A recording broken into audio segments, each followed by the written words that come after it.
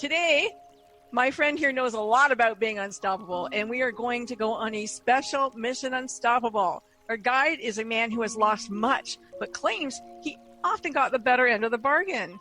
On November 17th, 2013, a 33-year-old Alex Lewis collapsed. And during the next 3 days, little did he know that he would be fighting for his life with a less than 3% chance of survival. Alex thought he had a common cold. What he contracted was a virulent form of Streptococcus A, something that for most of us we can shrug off. But that day, his body fought against toxic shock syndrome, septicemia, and necrotizing fasciitis. In an attempt to save his life, Alex underwent a quadruple amputation and required extensive skin grafts and facial reconstruction as the infection ravaged his face and mouth as well as his limbs. But wait, Alex also gained something too. Wow. Stay tuned and hear what my incredible friend Alex Lewis has to tell you about life. Wow, Alex. You know, I met you a few weeks ago, actually, and we had a wonderful chat.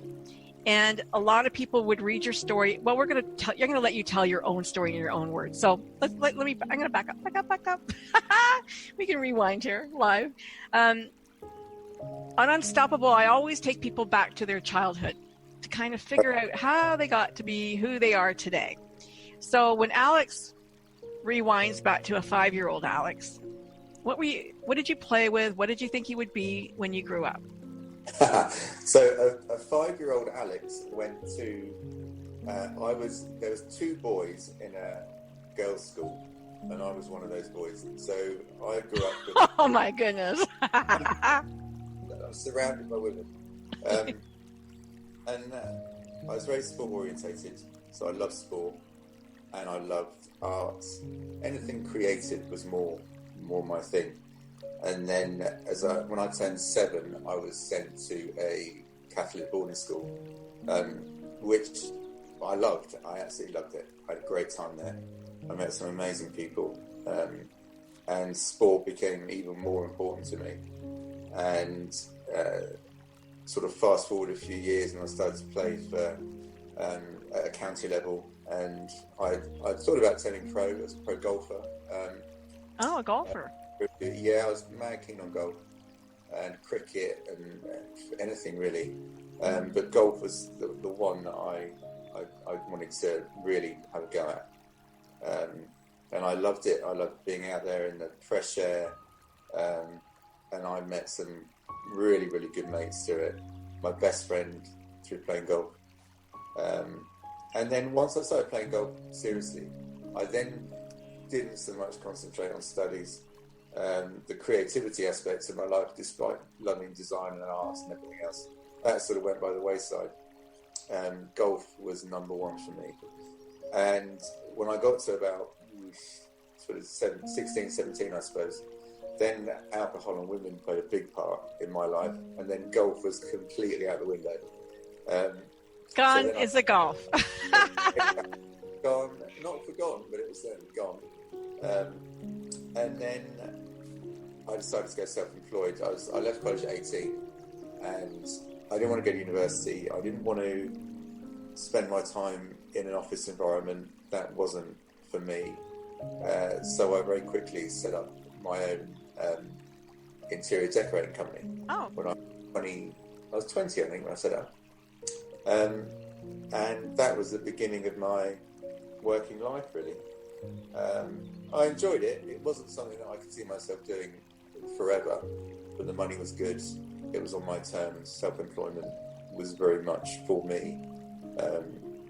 I tried being employed briefly for about 6 months. Hated it. You don't like people telling you what to do? No, and I was an incredibly relaxed character prior to falling ill. So I was relaxed on the golf course. I was relaxed in relationships. I was relaxed in work. I never lost my temper, never lost my, I was always very calm, very chilled out.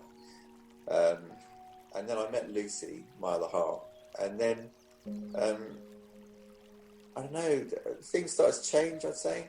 She pushed me more than anybody done before, wanted me to be sort of happier in my work, happier in life. And she was a catalyst, really. But I kind of pushed against it to begin with, to the point that I could see what she was trying to do, and I totally understood it, because I'd be frustrated with me if I was going out with me. But I was very, very sort of stoic in my approach, and I didn't want to change. And then our little boy was born, and I was very fortunate that I had the most incredible 2.5 years with him prior to falling ill, where I'd be responsible for changing the nappies, I'd be responsible for cooking his tea, and I had this whole new responsibility, and all of a sudden I just loved it, absolutely loved it. That 2.5 years of my little boy was by far the best 2.5 years of my life, up until the minute I fell ill.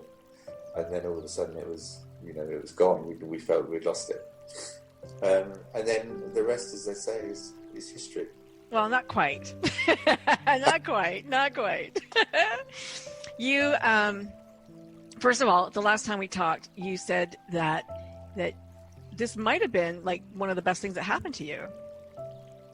Now, Yeah, a lot of people wouldn't understand that, Alex. A lot of people wouldn't understand that. They would look and go, oh my God, I would kill myself. And that's one thing that we did talk about. We talked about suicide because I'm doing a book on pain, and a lot of people get to a point where they get so frustrated and they just ready to go. But you said the opposite. You wanted to live.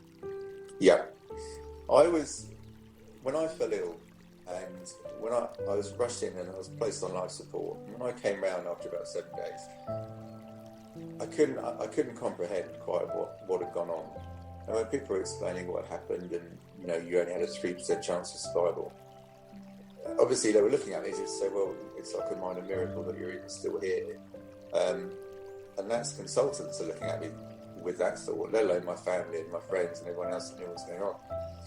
So it was a very strange time. I was sedated, very heavily sedated, a lot of drugs and pain relief. And then when I was rushed into Salisbury to have the amputations, I met so many people, and it was the people that I met and the support that I had all the way through. People call it a journey. It wasn't a journey. It was far from it. Journeys are from A to B, and we're nowhere near B yet.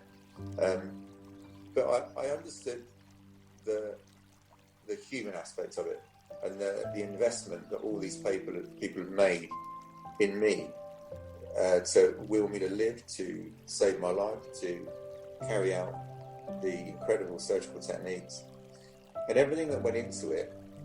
It kind of inspired. It sort of reinvigorated. You didn't want to let them down? No, I didn't. No, definitely not. I didn't want to let them down. I didn't want to let myself down. I didn't want to feel that it was going to beat me in any way.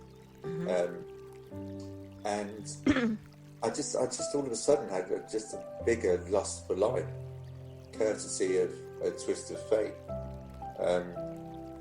It's the strangest thing, and I'd probably say it 100 times a week that the last 4 years have been the best 4 years of my life. I've met amazing people. I've seen incredible things. I've seen what healthcare systems can do. I've seen what they can't do, and that's then inspired me to go and see if we can make a change with that. It's made me understand the need for people to give up their time, to invest their time in, whether it's modern technology, whether it's in enhancing surgical techniques, things that can't be paid for, but all they're looking for are willing participants. I've seen a whole new side to life that I never saw prior to falling ill. Certainly. What about with Lucy? You see a whole new side of her too? Yeah, we've just been talking about it actually, and I always thought she was the stronger of the two of us, and I still believe that. I overheard her just now in an interview, and she said, she thought she was strong, but she said nothing in comparison to me. And when I heard that, and I thought it's the first time I ever heard her say that, and I felt very humbled that she feels that way. But there's no way in the world that I could be where I am without her. And now clearly it's the same for her. You know, I was thinking before you came on, I was thinking about you all week, actually, you and Lucy, and the thought that I had was, you know, sometimes the universe gets it right. Sometimes the two right people meet, because if it was anybody else, they might not have stuck around. That's very true. Very early on in the whole process, a good friend of ours, he took Lucy to one side because we'd lost the business going through it all. Lucy and Sam were homeless basically, and they were living with friends about an hour away from the hospital. And he said, "Lucy, I've got to take you to one side, I've got to ask you." And he said, "I think Alex would want me to ask you this. Do you want to stick with him? You know, he's in a hell of a state. You're looking at years and years of rehab." At that point, I hadn't lost all my limbs. I'd lost 3, and let alone the 4th that was to follow. And he asked the one question that was on my mind the most. And I didn't realise this until probably a year after I came out of hospital, that he'd asked that question. And Lucy told me. And the relief that I had that somebody had asked that question, and it wasn't something that I had to broach, because at that point I just simply wasn't strong enough. And I think it was hard enough waking up in the morning and then getting through surgery, getting through rehabilitation, going to bed at night, all the drugs, everything else. There was so much I had to concentrate on. Yeah. And obviously the consultants are saying, don't worry about your home life. You know, it's all about what's going on in here at the moment. But I'm really chuffed that he did ask, and I'm even more chuffed that she said, yeah, it's what I want. And she said then, I love him just as much as I always have done. So I couldn't ask for a better lady. Two extraordinary people, really. And would you have been afraid to ask that question yourself? Yeah, I think I would have got there in the end. Yeah. But it would have taken a long time. And in situations like mine, a lot can go wrong very quickly. Certainly in relationships, home life, relationships with children. There's so many things you've got to undertake. And I was very fortunate that Lucy was not only incredibly strong, but she wasn't prepared to be my carer. So when I came out of hospital, she was straight back to work, and she didn't stop work at all while I was ill. So she carried on running her own business. And then as soon as I came home, we had carers in place at that point. And then she could go back to being even more full-time than she was already. So when she came home from work at night, we could honestly say, how was your day? Yeah, that was really, really wise. It was, and I didn't want it, and neither did she. So right. Yeah. But, she wasn't to be my carer. And it was daunting at the start. I want to go back. I want to go back to one thing that you said. Sorry, because you said that they told you don't worry about being in love, and when I was in the hospital going through what I went through, they told me don't date, don't do anything because your commodity as a woman has been depleted by 30%. I mean, basically that's what they said, and you're just going to get hurt.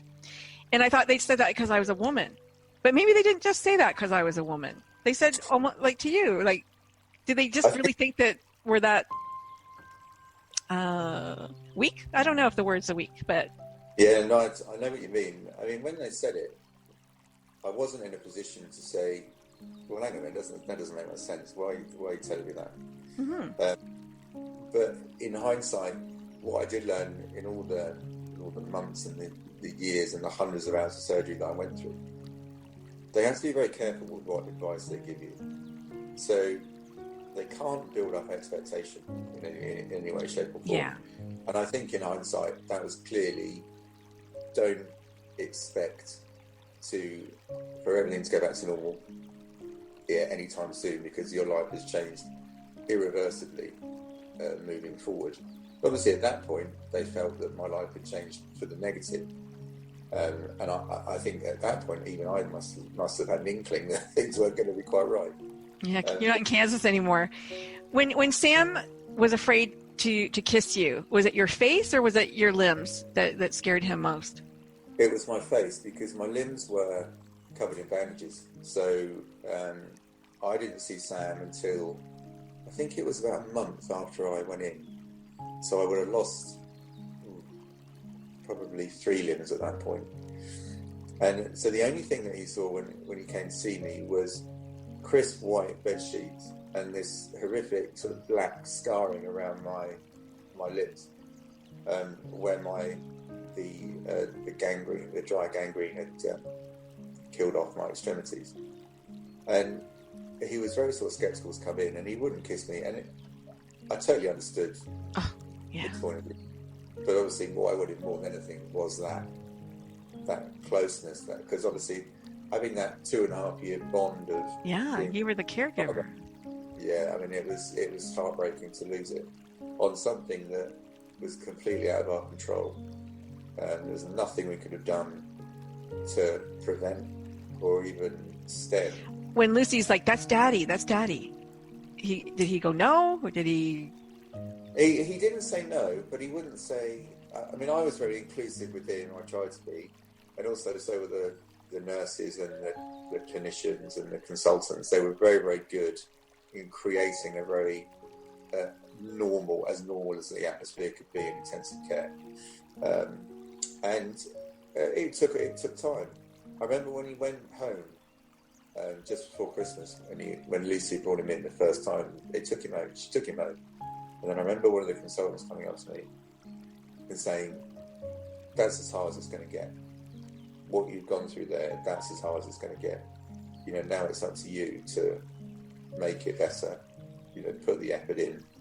It was a great pep talk in a way, because that was probably my lowest point, seeing the reaction of my son, and then seeing him and Lucy walk out the doors an hour later, and me, sort of scratching my head, going, "What the hell do I do? Where do I start?" But what that consultant said was absolutely bang on. What kind of a mental game do you have to play with yourself every day? I'd say I wouldn't say I play a mental game day to day.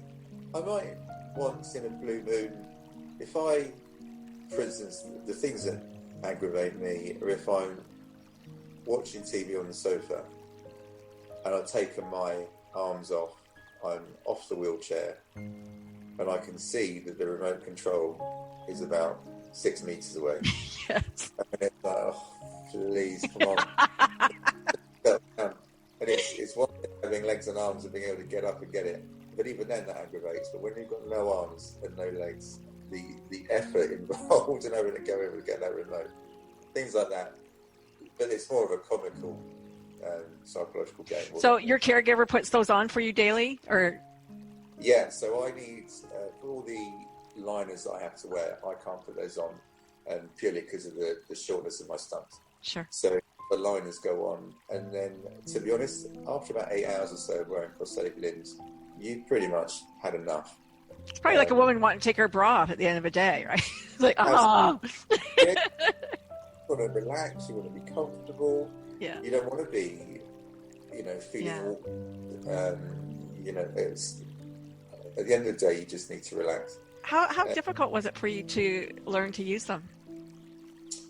Arms took a long time because the human body's incredible, but when it comes to fingers and rotation and wrists and elbows, phenomenal, absolutely incredible. And there's nothing that can emulate anywhere near that. You see these bionic arms, they look great. If you want to look like Iron Man, fantastic, but sadly the function's not quite there. So it took a long time to work out the angle of the hooks. What angle would I need to pick up a pen? Can you just hold up your hook? Can we see it? Yeah, sure. You don't have to take it off. You just so it's like a reacher. It's like a grabber. It's just that. It's all body power. So if I push my arm forward, the hook opens up. Right. These are made over in Canada, I think. Oh, wow. And we import them over to the UK. Yeah, I'm from Canada. The UK, nothing. So everything comes from America and Canada. Yeah. Thankfully. Yeah. And it's the most practical tool that is easy to use, something you can wear for long periods of time. You can do anything from cleaning the teeth to making tea to cooking to pretty much everything day to day that you would require. Is the muscle in the arm itself, or do you still have to, like in your shoulder, if you're lifting things, can you lift heavier things because of it, or do you have to lift lighter things? You can. This is quite heavy duty, this one, so I can lift heavy things on my right arm because I've got my elbow joint. On my left arm, where I'm through elbow, there's very little that I could really do with that, even in a prosthetic. It's so short and it's wielding quite a weight. Your spatial awareness is very, very different when you wear prosthesis. So, if I'm in tight confines, or if I'm sat around a table with people, the last thing I want is my elbow joint doing something that we shouldn't be up to. So I only wear that if I'm using a wheelchair around town or gone shopping. Or also, what I've found is the human obsession with looking symmetrical. So I think all prosthetic clinics are guilty of saying what you need is an arm that replicates the one that you're missing. Well, sometimes we don't need that. Sometimes we just need something that might make us sit up straighter when we're leaning over a desk. There's lots of other things, which is why I work with prosthetic development, to try and create these much cheaper limbs where you don't need to sell your car to afford an arm. Right. Yeah. So how many have you had arms? I think I've had 7 or 8 arms, I think. And each arm is approximately how much? So it varies. So lower arm prosthesis start at around 10,000, going up to about 20, and then upper Is that per limb? Yeah. Wow. And then left arms go for between 15 and 25 to 30. Is that pounds or dollars? US dollars? Pounds. Wow. So if you're in Canada, double that. Yeah. Yeah. So very, very expensive. Very expensive. It's the nature of the beast, unfortunately, because in the UK, because we have the NHS, the National Health Service is fantastic, but it simply can't stretch to very expensive prosthesis like that. Right. So through the Alex Lewis Trust, we do all sorts of weird and wonderful things to try and raise the money, and I earn as much as I can to top it up. Well, let's talk about the Alex Lewis Trust and the amount of money that you're trying to raise. The big dollar, the big kahuna. Yeah. How much is that? So the big dollar at the moment is about 3 million. Okay. 3 million. That actually doesn't sound like that much money. I mean, it's a lot of money, but in comparison to all that you've done and go through and everything, 3 million doesn't sound like, that's doable. I think that's doable. I think you're right. Somebody's company can just donate that. Well, yeah. They could. But it's not doable to the majority of amputees. No, it's not. That is true. Or triple or quadruple. There's very little you can do, and the likelihood is you're not going to go back to work in your profession that you were before you fell ill. A lot of the meningococcal bacteria comes from building sites, comes from physical activity, and then when that stops, then you've got to look at the psychological aspect and who is going to have the psychological strength to think, do you know what, I'm going to do something else, I'm going to retrain, or I'm going to learn to do something else. And it's trying to package it all really. So it takes a long time. It's taken me really 3.5 years to get back to being strong enough, fit enough to be able to go to work. Absolutely. Did you think it wouldn't? Well, I think that was my naivety at the start. Yeah. I was convinced that it would take a bit quicker than that, but I think although it's taken 3.5 years, it's gone incredibly quickly, and we've packed in so much. You have. I got one more question about the limbs, and I'm going to move on. I want to talk about all the things that you've done, but you've had about 6 or 7 sets. And are they specific, like they're specific to you? Were they built just for you? Like, I guess my question is it possible to donate those to somebody else and have them retrofitted? So as they're starting out? Well, at the moment, no. There's nothing in the UK that do any retrofit. And everybody's amputation is a different size. Sure. So if you want a long-term comfortable fit, it needs to be custom made. And these days that's all carbon fibre, so it's all moulded to your arm. Personally, I think there is a way. I think there's some incredibly bright minds out there that I think can come up with something that isn't so labour intensive and expensive. It just takes, a lot of sifting through to find the right people to work on the project. But at the moment, no, retrofitting is not. That's unfortunate. Yeah, in the UK, we have a very bizarre health service in the sense that if you were given a prosthetic knee joint and you wore it for 6 months and something happened that you couldn't wear it again, that knee joint gets destroyed. So rather than actually take it back from a National Health Service point of view, recondition it, send the knee back to the manufacturer, get an extended warranty, and then put a new socket on, that doesn't happen. So we have an incredible problem with wastage in the UK, and I see it all the time with prosthesis. And I know that a lot of the prosthesis in the UK, they tend to go to... Sorry, Frank, can you see me? Yeah, you just left. Yeah, I don't see you right now. I hear you, but I don't see you. You're going to come back, I can tell. Sorry, problems with the battery. There you are. So how tall were you before the accident? Or before? 6 foot. You were 6 foot. And with your legs on today, you stand about how tall? I reckon I'm about 5'2", I'd say. Okay. And is there a reason that they can't make you taller, or does it matter to you, or? No, the reason is that because I chose to go out and do as much as I feasibly could, apart from rehabilitation, my life overtook my rehabilitative journey. So I was leaping and bounding, doing all sorts of things, but it meant that my time was taken travelling, trying to work, public speaking, and I wasn't spending enough time on my rehab.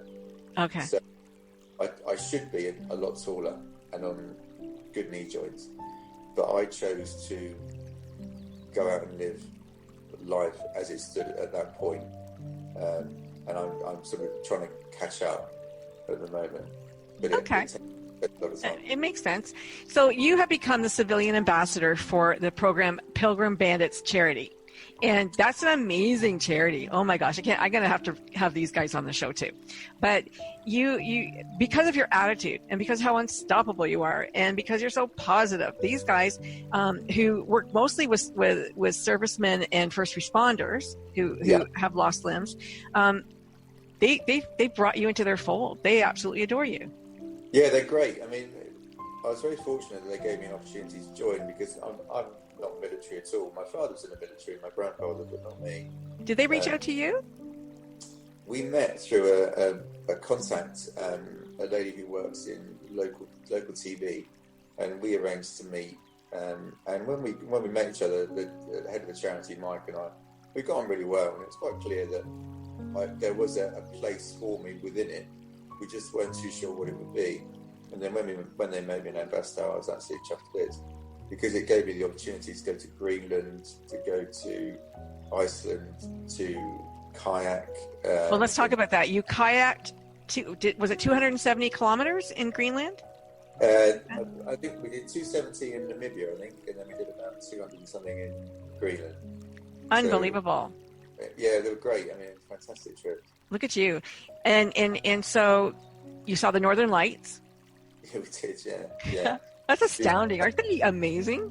They're stunning. They dance through the sky. You can't, to people that haven't seen it firsthand, you can't really describe they're beautiful, absolutely beautiful. Yeah, yes. Nature's incredible. So you did this, and then you went skydiving with them? Yeah, I did some skydiving with them. To raise money. And these are all fundraising, right? So they're fundraising for the Pilgrim Bandits. So the skydiving, the trips to Greenland, the trips to Namibia. Because the injured servicemen, the money is very, very low in the fund. The funding is pretty poor. As far as like they get like some sort of a disability check, is that what you mean? That kind of funding? Yeah, so I think they get a one-off payment. Their Oh, pension, jeez. you know, these guys have been fit and active for their living, and then to tell them that actually, you know, sorry lads, that's it, that you can't go on these trips anymore. I mean, the psychological fallout of that is massive. Yeah, I can imagine. I would imagine so. So I think it's great that there is an outlet that they can explore and they can go and do these trips that they would have been doing in their job, which, you know, from a mentally, I think that's worth its weight in gold far more than the actual physical problems with it. So when you went skydiving, did you the guys that you went with, had they been diving before? Had they jumped out of planes before? Yeah, so they'd all done it in the military. The only one that hadn't done it was me. So were they ribbing you, really?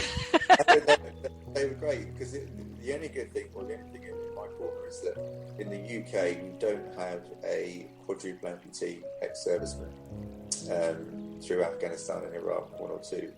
So I'm more injured than all the lads. So they didn't pick on me because I had less limbs. Okay. It kind of reminded me of Douglas Bader, you know, when he threw his legs out so he could parachute out of his airplane or something. Well, Douglas Bader, strangely enough, I went to school with his great-great-grandson. Did you? Wow. That's very, very random, and I only found out about a year ago. Yeah. So, ironically, there is a link. That's hilarious. Yeah, it was funny. My pain doctor had said to me, he came back, he was from England and he lives here, but he goes every year, and he came back and he said, you have to read Douglas Bader's story, Frankie. You have to read it. It will inspire you to carry on. And it's true. It's amazing. Yeah, it's good. Yeah. Wow. So you've got the Pilgrim Bandits, but that's raising money for them. So how are we raising money for you? So we were very fortunate when I came out, when I was in hospital, people realised what had gone on. And because it was so innocuous that it was just a common cold that led to quadruple amputation, people really got behind it and realised that my life wasn't going to be the same again. And, you know, home adaptations, it was all going to have to take place, wheelchairs, you name it. So people that were coming into our restaurant, the Greyhound, they would leave huge tips, 500 quid chips, £1,000 tips. And then they'd say, I want to raise money for you. And they'd do all sorts of different weird and wonderful runs, trails, bike rides, skydiving. And then through hospitality, we know some relatively famous chefs in the UK, and they would do special dinners. And it was a snowball effect. And the more we got out there, the more people got behind it. And we were very fortunate that the documentary went out in the UK, and that highlighted what had gone on, and that led to more fundraising. So we, at the moment, we try not to do too much of it now, because we don't want to be hitting the same people for the same thing over and over again. You know, there are so many worthwhile charities. We are one of hundreds of thousands of charities in the UK that need support, constant support. So we're looking at it a different way now from a fundraising perspective, that I'd rather sing for my supper. I'd rather go and do a talk at a multinational or a big company in London and then put that money into the trust. Because for me to talk for an hour and 20 minutes about what got on, I lived through it. If I can't get the story straight, then that's my Yeah. It's very easy for me to talk about, and I've never shied away from what went on, so I feel very comfortable talking about it. But also resilience and positivity, all these things that I never thought I had until I was tested to the metal, really, and luckily I had.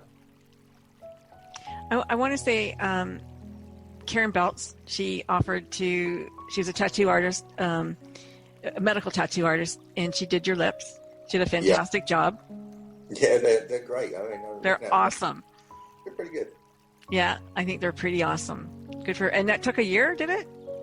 Yeah, so it's still ongoing. So at the end of my facial surgery, my plastic surgeon said, look, well, there's nothing in the budget for actually the finishing touch, the tattooing. So they recommended going to a local tattooist. And I said, look, I'm not being funny, guys, but there's no way in the world that after 3.5 years of constant plastic surgery, I'm going to go around the corner and get somebody who's been tattooing Chinese dragons for most of their lives to do some records and everything else.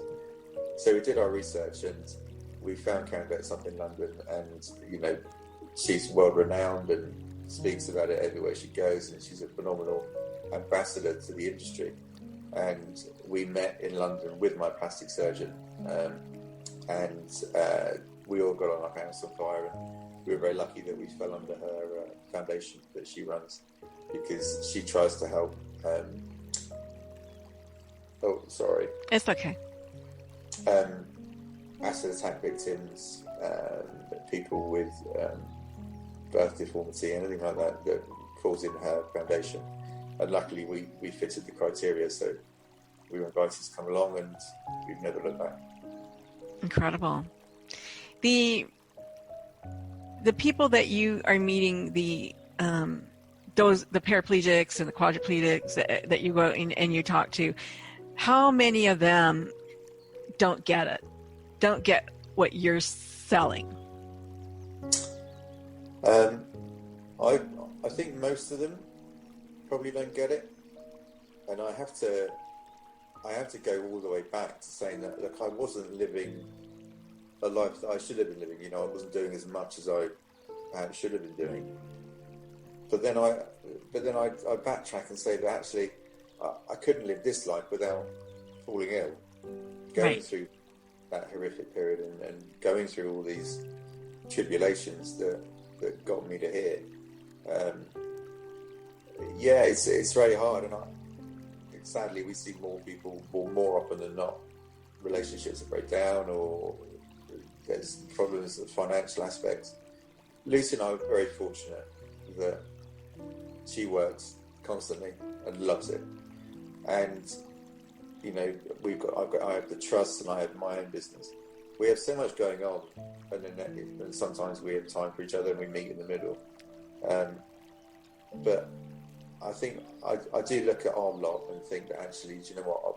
I'm very fortunate, incredibly fortunate, and I can see why they don't get it. But I'm going to break it down just for a moment, because I think that there's a couple of things that make you extremely fortunate. And the first is just the way your brain is wired. The way that you think about it is different from the way everybody else would think about it. Everybody else is thinking about the loss and not the gain. And I'm feeling sorry for myself, which I'm guilty of. And even, why me? I never said why me, but the why me thing. And the fact that their caregiver was their partner. And I have to look at my best friend whose husband had a massive stroke at 40. She's been his caregiver. And you think, you know what? Not the best thing for a relationship. You're not his mom, you're not his nurse, you're not his. It's best to keep those things separate and private. If you can. I think that she was smart to do what she did. Because a caregiver is often forgotten, and they play such a vital role. And you're the star, she's the supporting actress, but doesn't really get the same, cachet. And not that I'm saying Lucy doesn't, but oftentimes that's the role the caregiver is assigned to, right? Absolutely, yeah. And it's very difficult, because at some point they're going to go, hey, what about me? I need my cup filled. No, I totally agree. And we've never ever looked back on that decision. If anything, we understand it more and more as we go on with it. But every time I do get back into hospital, and you can see the couples that are, one is a carer, and you look at it and think, there is no time to be husband and wife or girlfriend. That's gone. That. How do you separate patient to partner or loved one?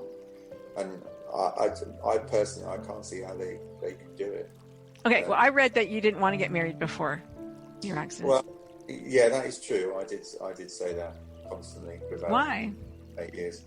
I made a bet with my mother when I was 9, I think, and it was £100 bet, which in 1989 was a lot of money. Well, it's a lot of money now. And I said, I'm not getting married. And I hadn't met. this sounds detrimental to my ex-girlfriends. They're all lovely, but I hadn't met anybody that I wanted to settle down with and marry. And then when I met Lucy, she'd been married before, so I think my automatic assumption would be that she doesn't want to get married. And then all of a sudden she started asking me, and what started off as a joke, she asked every day for must be 7 years, I should think. Oh my gosh, you're a stubborn man. Not doing it. And then obviously falling ill and realising what I could have lost, what I very nearly lost, it scared the hell out of me. And I think, she's an amazing woman, and I'm never ever going to have anybody like her. She is phenomenal. So, if she isn't worthy of my book in marriage, then nobody is. Yeah, I would think. Wow. And so, when you talk to these to servicemen, or you talk to people who have lost limbs, and they don't want to go on, like what's your source of inspiration for them? Where do you draw from? I always say that when I fell ill right at the start, it felt like I was in free fall, and I had nobody. There was no parachute. All I was looking up at was clear blue sky, and obviously the ground beneath me. And actually, if I looked a bit closer, there would be a consultant, there would be Lucy, there would be Sam, and all of a sudden you start adding all those people together, and they're your parachute. And I always say that I don't know anybody in the world that has nobody. We've all got somebody. And I think if you start with that one, and then you then look outside of that, and that creates the parachute, and that stops you falling down the well. And I've always, the network that we have and the friends and family we have, they're the people that are stopping me from falling to earth. And I also look at it that Sam and Lucy, there was a great book by Frankl, and he said when he obviously coming out of the concentration camps in Auschwitz, he said that if you can, I can't remember how it went. You need the who? You have to find the why? Yeah, you need to endure the how. I can't remember how it goes now, but basically in Sam were my why, and the how is my quadruple amputation. Everything that I do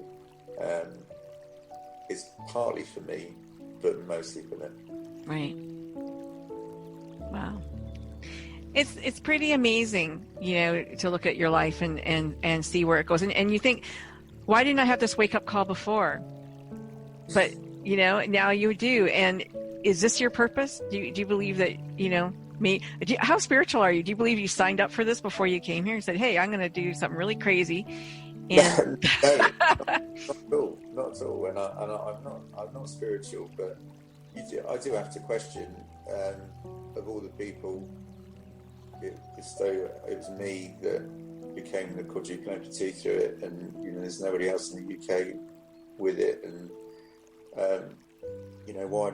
why am I doing it? I can't even imagine anybody but you, Alex. I can't imagine anybody but you being the chill guy, and being chill with this too, really, and going, yeah, you know what, we're dealing, and I have a great future, and this is great, and I can't imagine anybody else but you. Well, what I want is to find the next one and give them a little bit of what I've got. And then if I can make their path through it easier than mine, and then they go on to then filter the information through.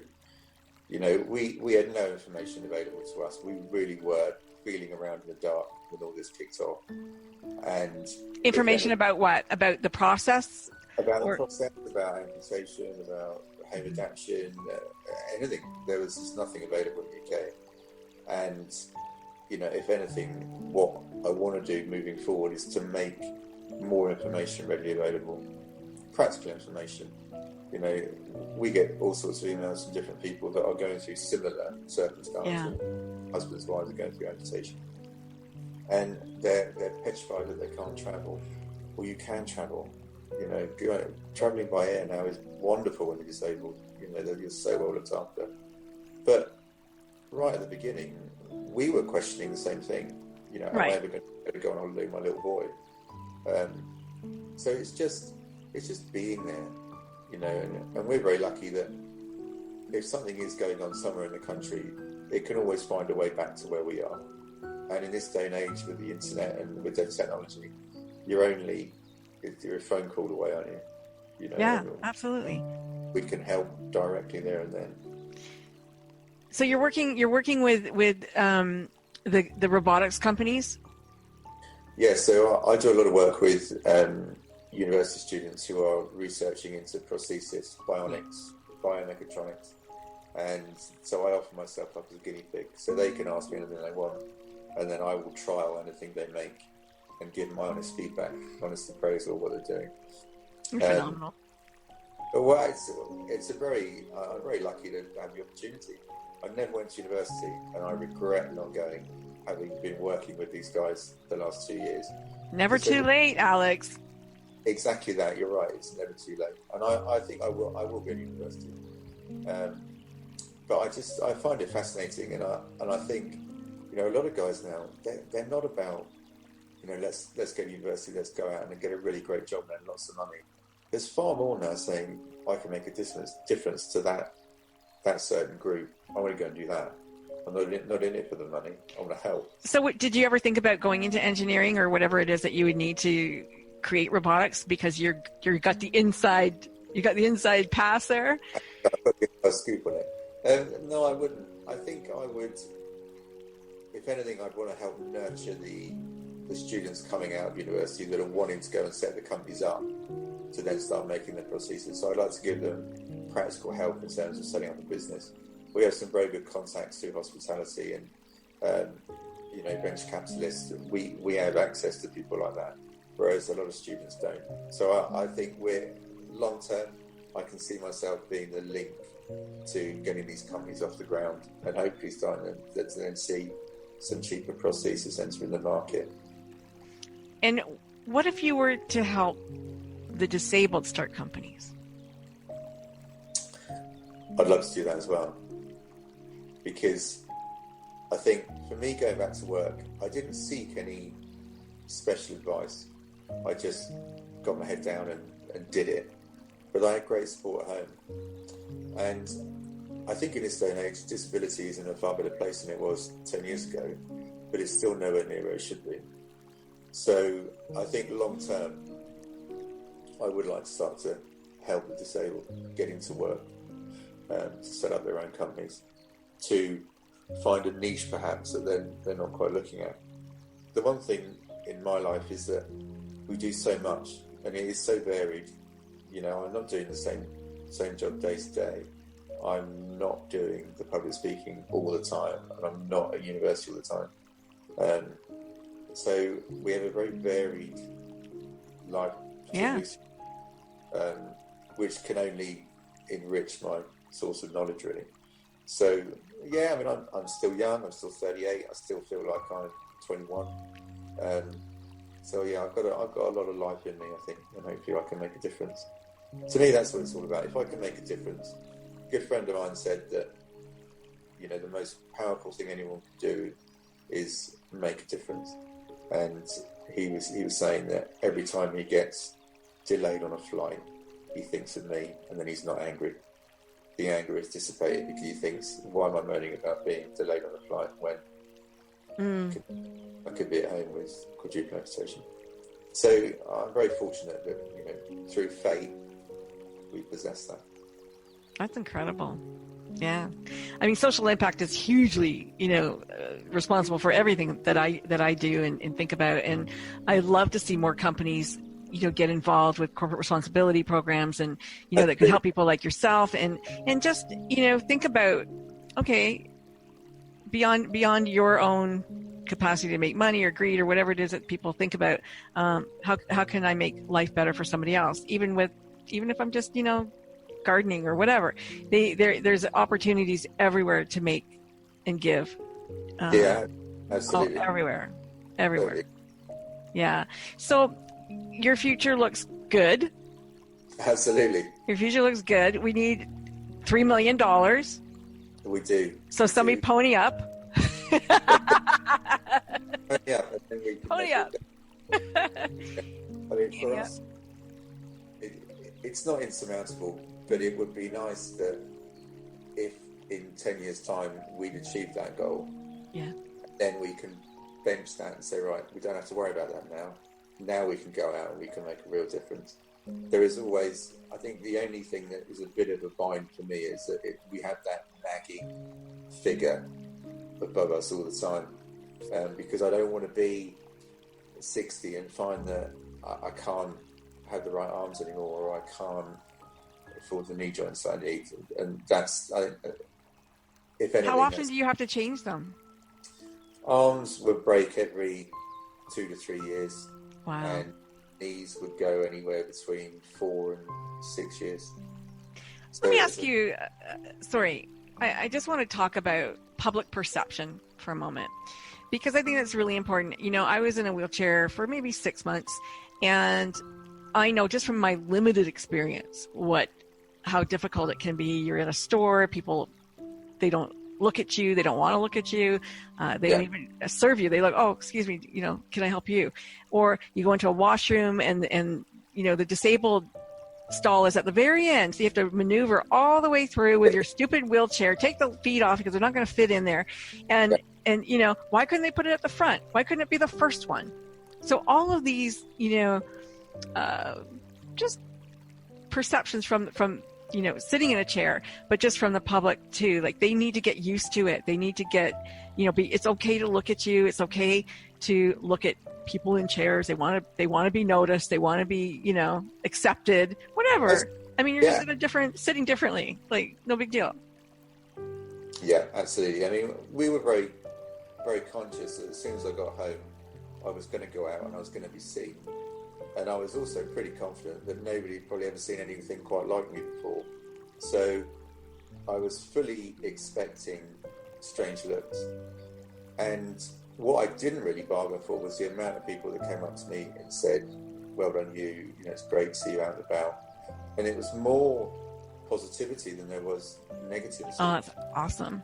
And I think, you know, if people knew that and they were going to come out, I'm sure there's many, many people that have gone through horrific circumstances in wheelchairs with people in the sun, and there is a very small amount of the population that do have a complete disregard for it.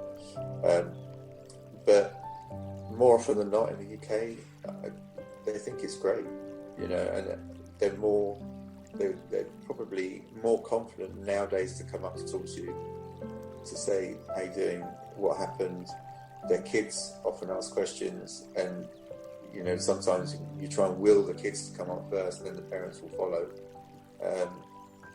But I think. Do you go to schools? Do you go to schools and talk to children? Yeah. So we do anything. We've done primary school to secondary school, colleges, universities. All the way up to an old people's home. So we do the whole board all the way through. I think it's important to talk to children and let children see diversity, you know? Absolutely. The work that we do in schools is probably the most rewarding, because the kids are looking at you thinking, well, I don't know where to look, what do I say?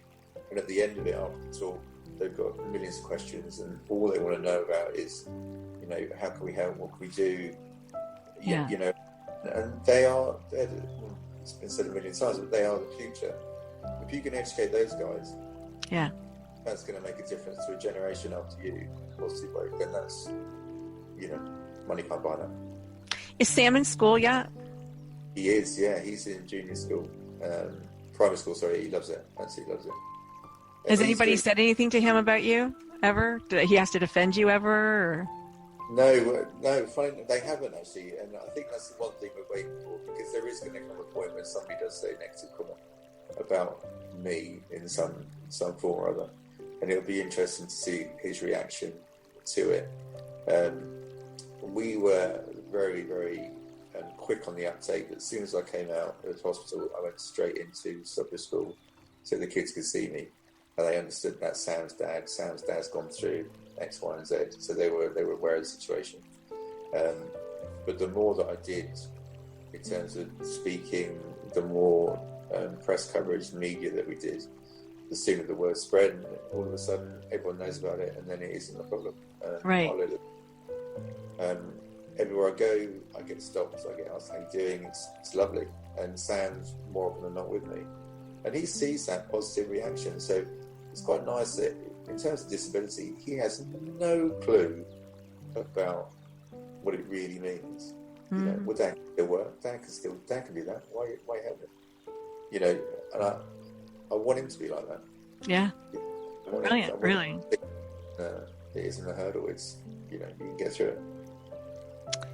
Well, I have to say, everybody watching has to say, like, what an incredible, you know, person you are, and just how you're wired and how you think and how positive you are, and really courageous, and the things that you thought about, like you just said, you know, you went to the school, you went out there and you showed people so that they didn't have to talk, they could look, they could ask questions, they didn't have to wonder or worry, and, you know, because I'm sure a lot of people sat there go, what if that happens to me? Oh my God, what, you know? Absolutely, and I can understand that a lot of the parents are thinking, oh my goodness, please don't tell my son or my daughter that they got a cold, they're going to turn into this. Oh, I've got to lose their limbs. But the response from kids is just great.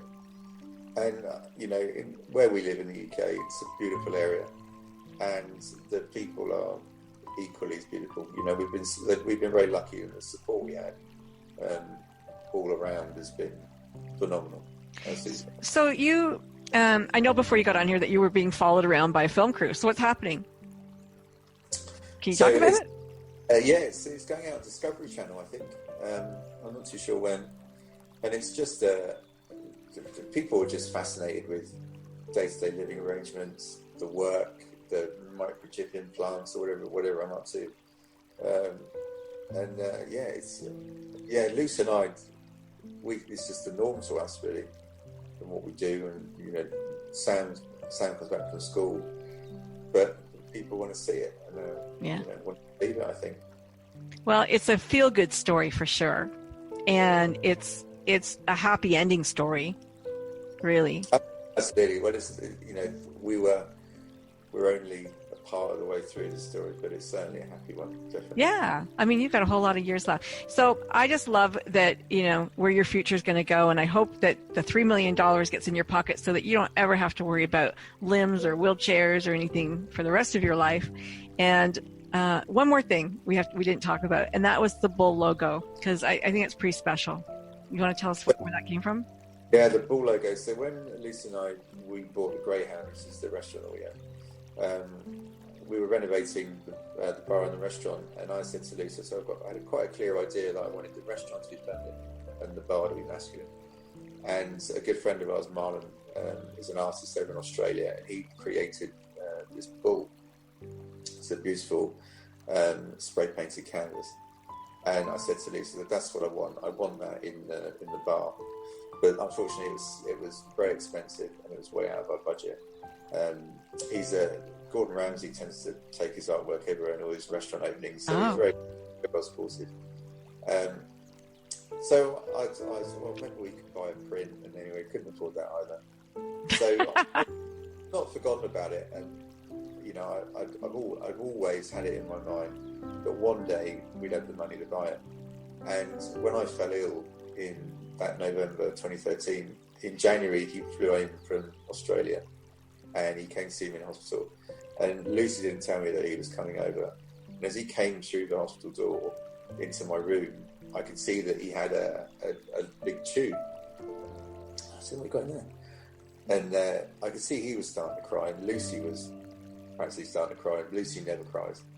And he unrolled it, and he said, you know, how could I sell it to anyone else when, you know, you coveted it for so long, you know, and this is what you wanted it so much, and for what you're going through, and you know, if I can't give you this for nothing, then what can I do? And then I started to cry. Yeah. And then it became the logo for our trust. Love it.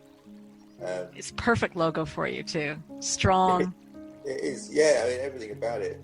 Weirdly, we didn't think about the symbolism at that point, but the more we look at it, and it's hung in our dining room now, that every time we see it, it reminds us of where we are. Alex, thank you so much for coming on today. It's been a pleasure. Thank you so much. Just great to see you. And I hope everybody, as you watch this, you really think deeply about life and where you are and, what can happen, but not just what can happen, but really how you can, take those lemons and turn them into lemonade, I guess, really. Like it's really about, how you think, isn't it? Absolutely. It is. It's a state of mind. We will see you next week on Mission Unstoppable.